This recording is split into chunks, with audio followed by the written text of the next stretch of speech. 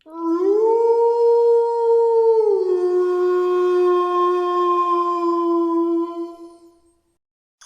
Friends, ఈ video ఇంతకు ముందు చేసిందే కొంచెం టెక్నికల్ ప్రాబ్లం వల్ల పాత వీడియోని డిలీట్ చేసి మళ్ళీ అప్లోడ్ చేస్తున్నాను. ఒకవేళ మీరు ముందే చూస్తుంటే ఈ వీడియోని స్కిప్ చేసేయండి. ఒకవేళ చూడకపోతే వీడియోని పూర్తిగా చూసి నాకు కొద్దిగా సపోర్ట్ చేయండి. ఇక లేట్ చేయకుండా స్టోరీలోకి వెళ్ళిపోదాం. హరి మరియు రవి అనే ఇద్దరు స్నేహితులు ఉండేవాళ్ళు. వాళ్ళు వారి చదువు పూర్తి చేసుకొని ఇంటి దగ్గర ఉండి ఉద్యోగం గురించి ఆలోచిస్తూ ఉండేవాళ్ళు. వాళ్ళది ఒక పల్లెటూరు. పచ్చని చెట్లు, పొలాలతో ఆ ఊరు ఎంతో ఆహ్లాదంగా ఉండేది. రవి వాళ్ళ ఇల్లు హరి వాళ్ళ ఇంటికి కొద్ది దూరంలోనే ఉండటం వల్ల వాళ్ళు ప్రతిరోజు కలుస్తూనే ఉంటారు.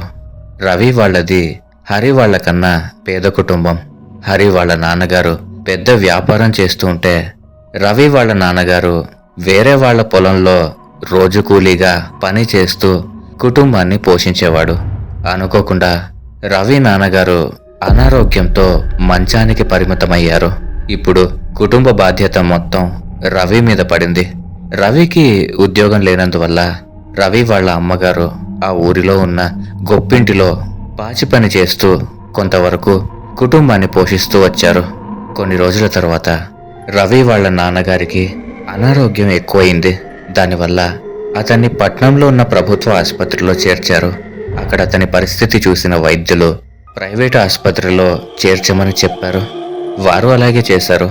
ప్రైవేటు ఆసుపత్రిలో ఖర్చు ఎక్కువగా ఉంటుంది అని, మన దగ్గర ఉన్న డబ్బు సరిపోవు, నన్ను అక్కడే ప్రభుత్వ ఆసుపత్రిలో చేర్చండి అని రవి వాళ్ళ నాన్నగారు చెప్పారు. అప్పుడు రవి, నాన్నగారు మీరేమీ దిగులు పడకండి, నేనున్నాను కదా, డబ్బుల గురించి నేను చూసుకుంటా అని అన్నాడు. అందుకు రవి వాళ్ళ నాన్నగారు ఇలా అన్నారు, నీకు ఉద్యోగం కూడా లేదు కదా, నువ్వు డబ్బులు ఎలా సర్దుబాటు చేస్తావు అని అడిగాడు. అందుకు రవి, మీరేదే ఎక్కువగా ఆలోచించకండి నాన్నగారు, నేను ఎలాగైనా ఏదో ఒక ఉద్యోగం చేసి మిమ్మల్ని నేను కాపాడుకుంటాను అని ధైర్యం ఇచ్చాడు రవి. రవి వాళ్ళ అమ్మ కూడా బాగా బాధపడుతూ ఉంది. రవి వాళ్ళ అమ్మని ఓదార్చి, నేను నా మిత్రుడు హరి ఇద్దరం కలిసి పట్నంలో ఏదైనా ఉద్యోగం గురించి వెతుకుతాం అని అన్నాడు. ఇక వెంటనే రవి హరిని కలిసి తన కుటుంబ పరిస్థితి గురించి చెప్పాడు. అప్పుడు హరి, నువ్వేమీ బాధపడకు, మా నాన్నగారికి తెలిసిన వాళ్ళు చాలామంది ఉన్నారు, నేను మా నాన్నతో చెప్పి ఇద్దరికీ ఒకే చోట ఉద్యోగం వచ్చేలా చేస్తాను అని హరి అన్నాడు. హరి తన తండ్రికి జరిగిన విషయం మొత్తం చెప్పాడు.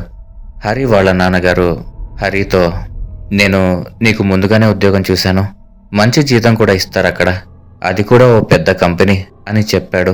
అలాగే నేను ఎలాగైనా మళ్ళీ ఆ కంపెనీ మేనేజర్తో మాట్లాడి రవికి కూడా ఉద్యోగం వచ్చేలా చేస్తానని అన్నాడు. అప్పుడు హరి చాలా సంతోషించాడు. రవికి కూడా ఈ విషయం చెప్పాడు. 2 రోజుల తర్వాత హరి వాళ్ళ నాన్నగారు హరిని పిలిచి, నీకు చూసిన కంపెనీలో రవికి ఉద్యోగం కుదరలేదు, అక్కడ ఖాళీగా ఎటువంటి పని లేదట, కానీ మరొక కంపెనీలో చూశాను, అక్కడ కూడా మంచి జీతం ఇస్తారు అని అన్నాడు. హరి వెంటనే రవితో మాట్లాడి ఈ విషయం చెప్పాడు. ఇక రవి కూడా ప్రస్తుతానికి ఏదైనా పర్లేదు, ఇప్పుడు మా నాన్నగారి ఆరోగ్యం ముఖ్యమని ఆ ఉద్యోగానికి సరే అని అన్నాడు. 1 వారం తరువాత ఇద్దరు వెళ్ళి వారికి చూసిన కంపెనీలో జాయిన్ అయ్యారు. రవి మరియు హరి ఇద్దరికి వారికి దగ్గరలో ఉండేలా ఒక రూమ్ అద్దెకు తీసుకుని అందులో ఉంటూ ఎవరి పనికి వాళ్ళు వెళ్ళేవారు. మొదట్లో అంతా బానే ఉండేది, కానీ కొన్ని రోజులు గడిచాక వారికి ఆ గదిలో ఉండడం చాలా భయం వేసేది.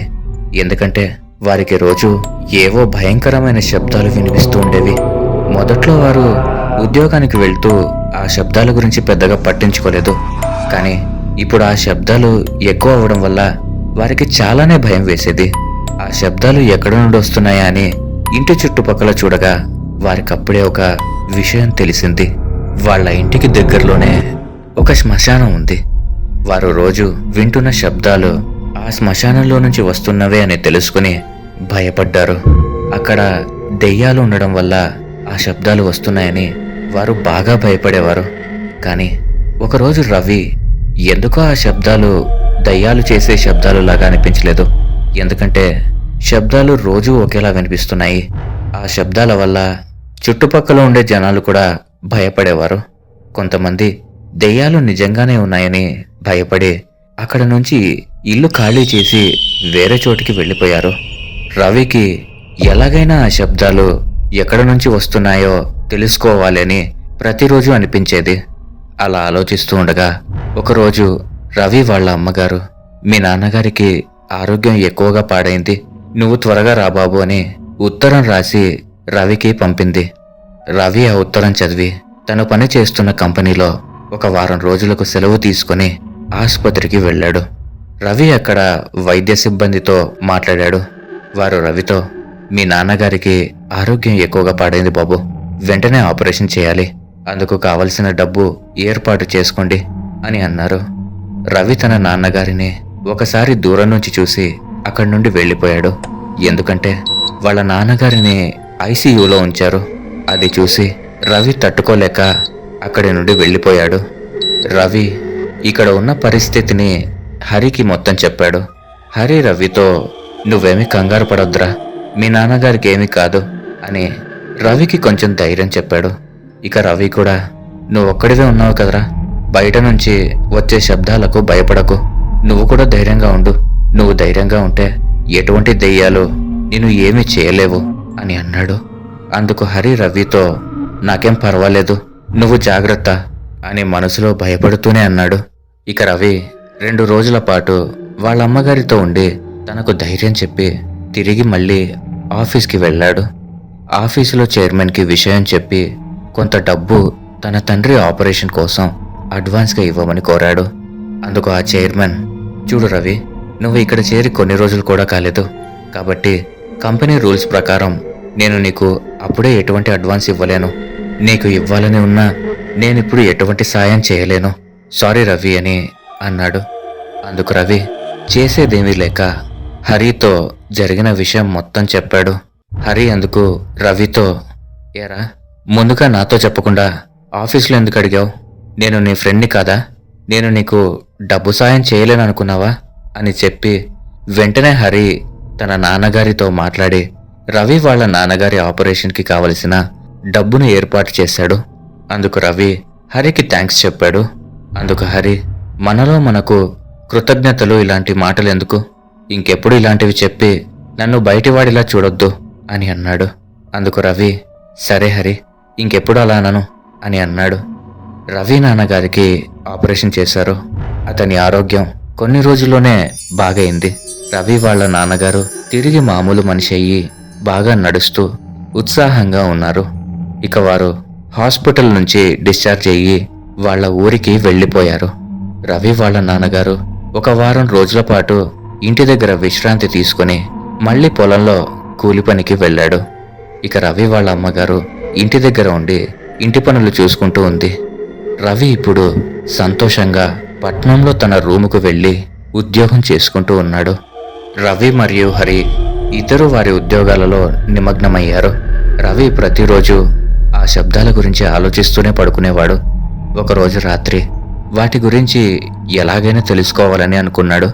ఆ విషయం గురించి హరితో చర్చించాడు. అందుకు హరి, అది ముందుగానే శ్మశానరా, అందులోనూ అక్కడ దెయ్యాలున్నాయి, మనకెందుకు రిస్కు, నాకెందుకో కొంచెం భయంగా ఉందిరా, వాటి గురించి ఆలోచించకుండా ప్రశాంతంగా పడుకో, ఒక వారం రోజుల్లో ఇంకొక చోట ఏదైనా కొత్తిల్లు చూసుకుని అక్కడికి వెళ్ళిపోదాం అన్నాడు. రవికి అక్కడ ఏం జరుగుతుందో తెలుసుకోకుండా కొత్త ఇంటికి వెళ్ళడం ఇష్టం లేదు. కానీ హరి మాట కాదనలేక ప్రస్తుతానికి సరే అని అన్నాడు. రోజు రోజుకి రవికి ఆ శబ్దాల గురించి తెలుసుకోవాలని ఇంట్రెస్ట్ ఎక్కువ అవుతోంది.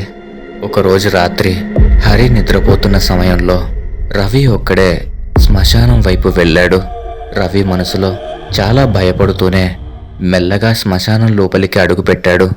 లోపలికి వెళ్ళగానే అతనికి భయం ఇంకా కొంచెం ఎక్కువైంది. ఎందుకంటే లోపలికి వెళ్ళగానే అతనికి అన్ని వైపుల నుంచి భయంకరమైన శబ్దాలు వినిపిస్తున్నాయి.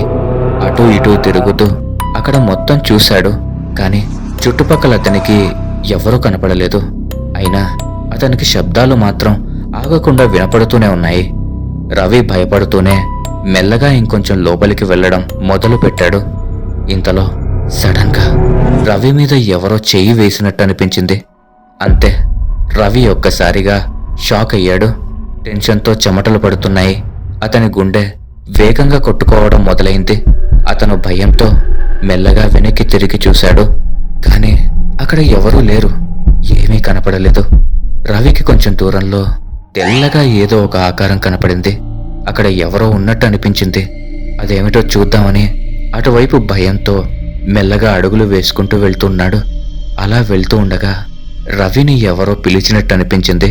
ఆ చుట్టుపక్కల చూశాడు. కొంత దూరంలో ఎవరో ఉన్నట్టు అనిపించింది. అది దెయ్యమేమో అని భయపడుతూ ఎవరక్కడా అని అన్నాడు. అప్పుడు అక్కడ ఉండే మనిషి, నేను ఇక్కడ కాటికాపరిని. ఈ సమయంలో నువ్విక్కడేం చేస్తున్నావు బాబు అని అడిగాడు. అందుకు రవి, రోజు ఇక్కడ నుంచి ఏవో రకరకాల శబ్దాలు వినపడుతున్నాయి, అవి ఏమిటో చూద్దామని వచ్చాను అని అన్నాడు. అందుకు కాటికాపరి, ఇక్కడ అలాంటి శబ్దాలు మామూలే బాబు. నువ్వు వాటి గురించి ఆలోచించకుండా వెనక్కి తిరిగి చూడకుండా ఇక్కడ నుంచి వెళ్ళిపో, లేదంటే నీకే ప్రమాదం అని అన్నాడు. ఇక రవి సరే అని చెప్పి అక్కడ నుంచి బయలుదేరాడు. రవి 4 అడుగులు ముందుకు వెళ్ళిన తర్వాత మెల్లిగా ఏదో అనుమానం వచ్చి వెనక్కి తిరిగి చూశాడు. అంతే, రవి ఒక్కసారిగా షాక్ అయ్యాడు. ఎందుకంటే అక్కడ ఆ కాటికాపరి లేడు. అక్కడ మొత్తం చూశాడు, కానీ అతను ఎక్కడా కనపడలేదు. అదేంటి, ఇందాక అతను అక్కడే ఉన్నాడు కదా, ఇప్పుడు అక్కడ లేడేంటి అని భయపడుతూ ఆలోచిస్తూ ఉండగా అతనికి ఒక అరుపు వినపడింది. ఆ అరుపు ఏంటంటే గంభీరంగా, ఇంకా ఇక్కడే ఉన్నావెందుకు, వెళ్ళు, త్వరగా ఇక్కడ నుంచి వెళ్ళు అని గట్టిగా వినపడింది. ఆ అరుపులు వినగానే రవికి భయం ఇంకా ఎక్కువయింది. అయినా సరే అదేమిటో తెలుసుకోవాలని రవి మెల్లగా మళ్ళీ ఆ తెల్లని ఆకారం వైపు భయంగా నడవసాగాడు. రవి అలా నడుస్తున్న సమయంలో అక్కడికి అప్పుడే హరి వచ్చాడు.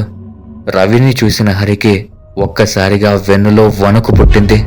ఎందుకంటే రవి నేలపై కాకుండా గాలిలో నడుచుకుంటూ వెళ్తున్నాడు. రవికి ఏమైంది, ఎందుకలా గాల్లో నడుస్తున్నాడు అని హరికి భయం వేసింది. రవి రవి అని గట్టిగా పిలిచాడు. కానీ రవి పలకడం లేదు. ఇంకా గట్టిగా పిలిచాడు. అంతే, ఒక్కసారిగా పక్కనే పడుకున్న రవి ఉలిక్కిపడి నిద్రలేచాడు. హరి ఎందుకు అలా అరుస్తున్నాడా అని చూశాడు. కానీ పక్కనే హరి నిద్రపోతూ ఉన్నాడు. హరి నిద్రలో కలవరిస్తూ రవి రవి అని పిలుస్తూ ఉన్నాడు. వెంటనే ఏమైందా అని రవి హరిని కూడా నిద్రలేపాడు. హరికి కొంచెం మంచినీళ్ళిచ్చి, ఏమైంది హరి, ఎందుకు అలా అరుస్తున్నావు, రవి రవి అంటున్నావు, ఏదైనా పీడకలొచ్చిందా అని అడిగాడు రవి. అందుకు హరి, అవునరా రవి, నాకొక పీడకలొచ్చింది. అందులో నువ్వు ఎంత చెప్పినా వినకుండా ఆ శ్మశానం లోపలికి వెళ్తున్నట్టు అంటూ అతనికి వచ్చిన కల గురించి మొత్తం రవికి వివరంగా చెప్పి నాకు చాలా భయం వేసింది అని అన్నాడు. ఎందుకైనా మంచిది, నువ్వు కూడా ఆ శ్మశానం నుంచి వచ్చే శబ్దాల గురించి ఆలోచించడం మానుకో, అటువైపు అసలు వెళ్ళొద్దు, నాకెందుకో చాలా భయంగా ఉంది అని హరి రవితో అన్నాడు. అందుకు రవి సరే అన్నాడు. హరికి వచ్చిన ఆ కల తర్వాత తనకు కొంచెం భయం ఎక్కువైంది. ఇంకా ఇక్కడే ఉంటే ఏం జరుగుతుందో అని రోజు భయపడేవాడు. అయితే రవికి ఈ విషయం అర్థమయ్యి హరితో, నువ్వేం భయపడొద్దురా, త్వరలోనే ఇల్లు మారిపోదాం అని ధైర్యం చెప్పాడు. హరికి కల వచ్చిన 3 రోజుల తర్వాత ఇద్దరూ వారి ఉద్యోగం ముగించుకుని ఇంటికొచ్చారు. ఆ రోజు వర్క్ కొద్దిగా ఎక్కువ ఉండటం వల్ల హరి బాగా అలసిపోయాడు. హరి మరియు రవి ఇద్దరూ భోజనం చేసేసి ఆ తర్వాత హరి త్వరగా పడుకున్నాడు.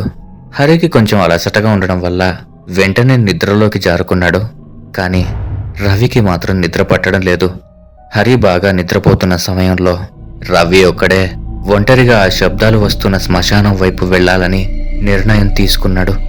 రవి ఆ శబ్దాల గురించి ఎలాగైనా తెలుసుకోవాలని ధైర్యంగా శ్మశానం లోపలికి అడుగుపెట్టాడు. లోపలికి అడుగుపెట్టిన వెంటనే రవికి ఎటువంటి శబ్దాలు వినపడటం లేదు. ఒక్కసారిగా అన్ని శబ్దాలు ఆగిపోయాయి. రవికి ఏమీ అర్థం కాలేదు. ఎందుకని ఆ శబ్దాలు లోపలికి రాగానే వినపడ్డం లేదేంటి అని ఆశ్చర్యపోయాడు. సరే చూద్దాం అనుకుని ఇంకొంచెం లోపలికి వెళ్ళాడు. అలా కొంచెం లోపలికి వెళ్ళిన తర్వాత చుట్టుపక్కల ఎవరైనా ఉన్నారా అని చూశాడు. కొంత దూరంలో ఒక ముసలి అతను నిలబడి ఉన్నాడు. అతను ఎవరా అని దగ్గరకు వెళ్ళి పలకరించాడు రవి. అప్పుడు ఆ ముసలి అతను ఇలా అన్నాడు, నేను ఇక్కడ కాటికాపరి, నా పేరు రంగయ్య బాబు అని చెప్పి, నువ్వు ఎవరు బాబు, ఈ సమయంలో నువ్విక్కడ ఏం చేస్తున్నావు అని అడిగాడు. అప్పుడు రవి, నా పేరు రవి, నేను ఇక్కడికి దగ్గరలో ఉన్న ఒక ఇంట్లో ఉంటున్నాను. నేను నివసిస్తున్న ఇంటి దగ్గర రోజు ఏవో శబ్దాలు వినిపిస్తున్నాయి. అవి ఇక్కడ నుంచి వస్తున్నాయని అనిపించింది. ఆ శబ్దాల గురించి తెలుసుకుందామని ఇటువైపు వచ్చాను అని చెప్పాడు రవి. అందుకు ఆ ముసలి కాటి కాపరి, చూడు బాబు, ఇక్కడ అటువంటి శబ్దాలు ఎప్పుడూ రాలేదు, నువ్వేదో పొరపాటు పడుతున్నావు అని కొంచెం తడబడుతూ అన్నాడు. రవికి ఏదో అనుమానం కలిగింది. అతనేదో దాస్తున్నాడు అనిపించింది. మళ్ళీ మళ్ళీ ఆ శబ్దాల గురించి అడగడం మొదలుపెట్టాడు. అలా ఆ శబ్దాల గురించి మళ్ళీ మళ్ళీ అడగడం వల్ల ఆ ముసలి కాటి కాపరికి నిజం చెప్పేయడం మంచిదనిపించింది. బాబు, మీరు పక్క వీధిలో ఉన్న 3వ ఇంట్లో ఉంటున్నారు కదా అని అడిగాడు ఆ కాటి కాపరి. అందుకు రవి, అవును, మీకెలా తెలుసు అని అన్నాడు. అందుకు ఆ కాటి కాపరి, చూడు బాబు, ఒకప్పుడు ఆ ఇంట్లో మేముండేవాళ్ళం. అనుకోకుండా ఒకరోజు నా కూతురు ఆ ఇంట్లో ఉన్న దూలానికి కొని చనిపోయింది. ఆమె చనిపోయిన కొన్ని రోజుల తర్వాత నుంచి ఆ ఇంట్లో అటువంటి శబ్దాలు వస్తున్నాయి. ఒకరోజు దెయ్యాలు వదిలించే మంత్రగాన్ని పిలిపించి చూపించగా మా అమ్మాయి అక్కడ దెయ్యంగా మారి ఆ ఇంట్లోనే ఉంటూ అలా భయంకరమైన శబ్దాలు చేస్తోంది. తనకు ఏదో అన్యాయం జరిగింది. అందుకే తన ఆత్మ ఎటూ వెళ్ళలేక అక్కడ ఉండి అలా శబ్దాలు చేస్తోంది. తనకి న్యాయం జరిగేంత వరకు ఆ ఇంట్లో ఆ శబ్దాలు వస్తూనే ఉంటాయి అని ఆ మంత్రగాడు చెప్పాడు. బాబు, నువ్వు ఎలాగైనా నా కూతురి ఆత్మకి శాంతి కలిగించు బాబు అని ఏడుస్తూ చెప్పాడు ఆ కాటికాపరి. ఇదంతా ఆలోచించిన రవి, నేను తన ఆత్మకి శాంతి కలిగిస్తాను, మీరేమీ బాధపడకండి అని ఆ ముసలి కాటికాపరిని ఓదార్చి అక్కడ నుంచి తిరిగి ఇంటికి వెళ్ళి పడుకుని నిద్రపోయాడు. ఉదయం నిద్ర లేవగానే జరిగిన విషయమంతా హరితో చెప్పాడు రవి. అందుకు హరి, అవునా, అయితే దెయ్యం శ్మశానంలో కాదు, మనం ఉంటున్న ఇంట్లోనే ఉందా? ఇక మనం ఒక్క క్షణం కూడా ఇక్కడ ఉండొద్దు, వెంటనే వెళ్ళిపోదాం పదా అని అన్నాడు. అందుకు రవి, నువ్వేమీ భయపడకు హరి, నేను చూసుకుంటా అని ధైర్యం చెప్పి, నువ్వు ఆఫీస్కి వెళ్ళు, నేను ఈరోజు ఆఫీస్కి సెలవు పెట్టి ఆ దెయ్యానికి శాంతి కలిగేలా చేస్తాను అని చెప్పాడు. కానీ హరి అందుకు ఒప్పుకోలేదు. ఏదైనా సరే ఇద్దరం కలిసే చేద్దామన్నాడు. రవి కూడా సరే అని చెప్పి ఇద్దరూ వారి ఆఫీస్లో 2 రోజులు సెలవు తీసుకున్నారు. ఆ రోజు వాళ్ళిద్దరూ కలిసి ఒక స్వామీజీని పిలుచుకుని వచ్చి వారు ఉంటున్న ఇల్లు మొత్తం చూయించారు. వెంటనే స్వామీజీ ఏవో మంత్రాలు చదివి ఆ దెయ్యం యొక్క ఆత్మని పిలిచి ఇలా అడుగుతున్నాడు, ఏం జరిగింది, ఎందుకు నువ్విలా భయంకరంగా శబ్దాలు చేస్తూ ఈ ఇంట్లో ఉంటున్న వాళ్ళని ఇబ్బంది పెడుతున్నావు అని ప్రశ్నించాడు. అప్పుడు ఆ దెయ్యం తన భయంకరమైన రూపాన్ని దాల్చి ఇలా అంటోంది, నా పేరు మల్లమ్మ, మా నాన్నగారు పక్కనే ఉన్న శ్మశానంలో ఉండే కాటికాపరి రంగయ్య, మేము ఒకప్పుడు ఇదే ఇంట్లో నివసించేవాళ్ళం. నేను ఒకరోజు ఇంట్లో ఒంటరిగా ఉన్న సమయంలో ఈ ఇంటి యజమాని అయిన రావు గారు నన్ను పాడు చేయాలని చూశాడు. నేను అందుకు ఒప్పుకోలేదు. అతను నన్ను బలవంతం చేయబోతే నేను అతన్ని కొట్టానన్న కోపంతో అతను నా గొంతు నులిమి నన్ను చంపి ఈ దూలానికి వేలాడదీసి నేను ఉరి వేసుకున్నట్టు నా తల్లిదండ్రులను నమ్మేలా చేశాడు. అప్పటి నుంచి నేను ప్రతిరోజు ఇలా ఏడుస్తూనే ఉన్నాను అని చెప్పి ఆ రావుగాడిని నా చేతులతో చంపితే గాని నా ఆత్మకు శాంతి ఉండదు అని కోపంగా చెప్పింది ఆ ఆత్మ. ఇక రవి మరియు హరి ఇద్దరూ ఆమెకి జరిగిన అన్యాయానికి బాధపడి అతన్ని ఎలాగైనా ఇక్కడకు తీసుకుని రావాలి అని నిర్ణయించుకున్నారు. అతని గురించి ఆరా తీయగా అతను పక్క ఊర్లో ఉంటున్నట్టు తెలిసింది. ఎలాగైనా అతన్ని తీసుకురావాలని వెళ్ళి అతన్ని కలిసి వాళ్ళ ఇంటికి ఒకసారి రావాల్సిందిగా కోరారు. ఆ ఇంటి యజమాని సరే అని చెప్పి వారితో పాటు వెళ్ళాడు. ఆ ఇంటి దగ్గరకు వెళ్ళగానే రావుగారికి అనుమానం వచ్చింది. ఎందుకంటే అతనికి ముందుగానే తెలుసు ఆ ఇంట్లో మల్లమ్మ దెయ్యమై తిరుగుతోందని. అప్పుడు రావుగారు ఇలా అంటున్నాడు, నేను లోపలికి రాను, నాకు ఒక ముఖ్యమైన పని ఉంది, నేను త్వరగా వెళ్ళిపోవాలి అని చెప్పి అక్కడ నుంచి వెళ్ళిపోవడానికి ప్రయత్నిస్తూ ఉన్నాడు. ఇక రవి హరి ఇద్దరూ వాణ్ణి అడ్డుకొని బలవంతంగా లోపలికి లాక్కుని తీసుకెళ్లారు. అతను లోపల అడుగు పెట్టగానే దెయ్యమై ఉన్న మల్లమ్మ ఒక్కసారిగా అతని మీద పడి చిత్రహింసలు పెట్టి అతి కిరాతకంగా చంపేసింది. ఆ తర్వాత మల్లమ్మ ఆత్మ రవి ఉంటున్న ఇంట్లో నుంచి వెళ్ళిపోయింది. తర్వాత ఆ ఇంట్లో ఎటువంటి శబ్దాలు వినపడడం లేదు. రవి మరియు హరి ఇద్దరూ హాయిగా ఎటువంటి భయం లేకుండా అదే ఇంట్లో ఉంటూ వారి వారి ఉద్యోగాలకు వెళ్తూ ఉన్నారు. తన కూతురి ఆత్మకి శాంతి కలిగిందని తెలుసుకొని కాటికాపరి రంగయ్య కూడా సంతోషించాడు. ఓకే ఫ్రెండ్స్, ఈ స్టోరీ కనుక మీకు నచ్చినట్లయితే ఖచ్చితంగా ఈ వీడియోని ఒక లైక్ చేసి మీ అభిప్రాయాలను కామెంట్ చేసి మీ స్నేహితులు మరియు బంధువులతో షేర్ చేసుకోండి. అలాగే మా ఛానల్ని సబ్స్క్రైబ్ చేసుకొని పక్కనున్న బెల్ సింబల్ని యాక్టివేట్ చేసుకోండి. Thanks for watching.